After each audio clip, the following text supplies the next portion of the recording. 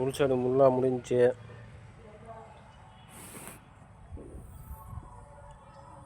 உள் சைடு கட்டானம் போட்டு அந்த பிட்டு மட்டும் பூசணும். காங்கட்டு போட்டு அந்த பாக்ஸை மட்டும் காங்கட்டு போட்டு உள்ளே பூசினா உள் வேலை முடிஞ்சிச்சு. இந்த சைடு எங்கே பெல்ட்டு போடணுமா நீங்கள் வந்தானே போட்டு இதை அடித்தோம்னா வேலை முடிஞ்சிச்சு. நான் அவுட்டரில் பறித்து பூசணும்.